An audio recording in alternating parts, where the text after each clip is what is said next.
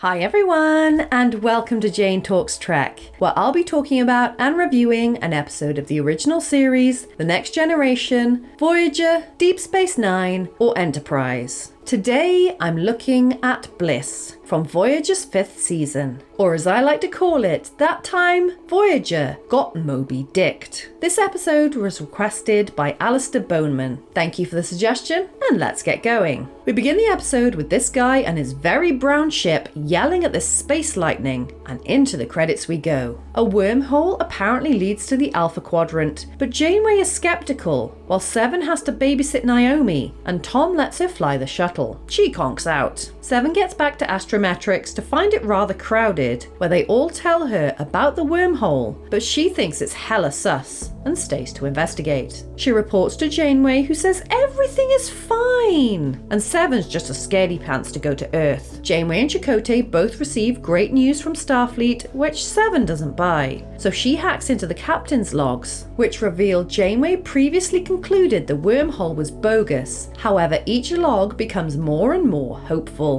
Neelix rushes up with a letter from Seven's long-lost aunt, and in the mess hall, all the crew are excited, including Tom, who ignores Seven's concerns, so she stomps off to the doctor, who has no idea what's going on, and agrees to look into it. Seven goes to the bridge, ooh, pretty, and they're able to see Earth, which, with the score, would be a beautiful moment if it wasn't complete bullshit. Seven continues to investigate and finds what looks like a ship, so has a chat with the opening alien, who tries to warn her, but Tuvok cuts off the power. She tries to out-logic him, but he dismisses her, so she heads to the cargo bay where she finds Naomi, who is scared to go to Earth and thinks her mum is acting weird. Deciding her and Naomi are the only normies on board, Seven ditches her to speak to the doctor, who Tom has taken offline, and to make things worse, Chakotay says he wants to shut off her Borg bits. Resistance is futile.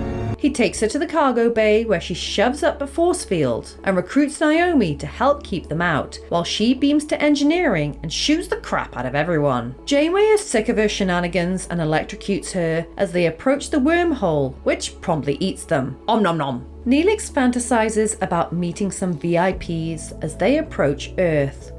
Seems to have let itself go. Tuvok gets jiggy with his wife. Not in the corridor, dude! And Naomi goes looking for help. She finds Seven, but splats into the force field, so wakey wakey Seven, it's time to sort this mess out. Sassy power walk. Naomi is sad that Neelix is out, so have a cuddle and ignore all the crap out of the window. And they discover the thing is a life form that the alien says shows people what they want and then eats them. Lovely! The alien thinks Seven is a trick, so she yells at him before beaming him aboard, where he says the beast reads minds and shows people what they want to see. Yeah, dude, you just said that. Please state the nature of the medical emergency.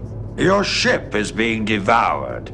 I'd say that's an emergency. Seven fills him in real quick, so he gets to work trying to wake B'Elanna, but she's all loopy and hallucinating, while everyone is conked out, and the alien explains to the doc that his crew and family got tricked and eaten by the monster. Do you mind?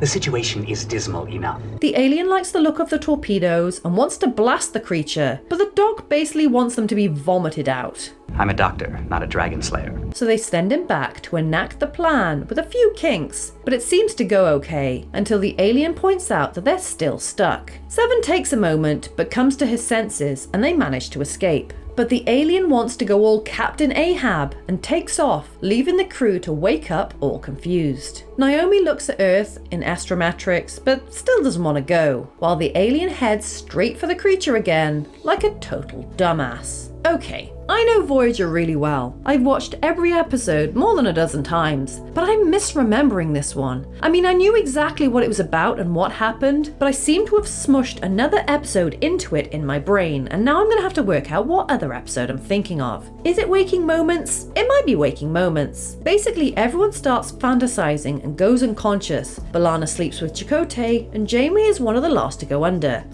What is it? Ah, okay, persistence of vision is what I'm thinking of. The one with the creepy holodeck kids. And Neelix's face gets all oozy. Right, well anyway, let's look at this episode, and yes, it's another Moby Dick allegory. But this one has 7 of 9 in it, so it makes it more interesting. I love 7 of 9, she's a lot of fun. And while Naomi Wildman can be annoying, I like the little team up in this episode. It makes sense that they would both be immune because they both don't know Earth. And I appreciated that Tuvok was just as susceptible as everyone else, because usually the Vulcan character is impervious to whatever is going on, but no, you go fantasy make out with your wife, dude. Good for you. It's quite a fun episode despite the obvious Moby Dickness of it all. And fair play to the monster. At least it made everyone see exactly what they wanted before it tried to eat them. And this episode would be mentioned in Shattered as a possible reason why everyone in one time zone is unconscious. Fun! I know 7 of 9 gets used a lot in episodes, but she's my favourite Star Trek character, so it's fine by me. And I love the little squad of her, Naomi, the Doctor, and the alien. I mean, the Doctor and alien bickering was fun enough, but 7 recruiting Naomi makes a lot of sense because Naomi is around the same age as 7 was when she was assimilated, so she would be hard against Naomi losing everything. And I think Naomi gets it too, which is why she went along with 7 instead of Neelix or her mother. Yeah, this is a fun one and worth a watch. And while the special effects can sometimes suck on the show, I'm looking at you, Macrocosm, I thought the look of the monster was really well done. Good job, Voyager. So there you have it. That was Bliss. If there's an episode of Star Trek you'd like me to cover, pop it down in the comments below or come say hi on social media. If you enjoyed this video, then please hit that like button, it really does mean a lot, or consider subscribing if you want to be assimilated into my channel. Alternatively, feel free to check out my other YouTube channels. Thank you so much for watching, I'll speak to you soon, and live long and prosper.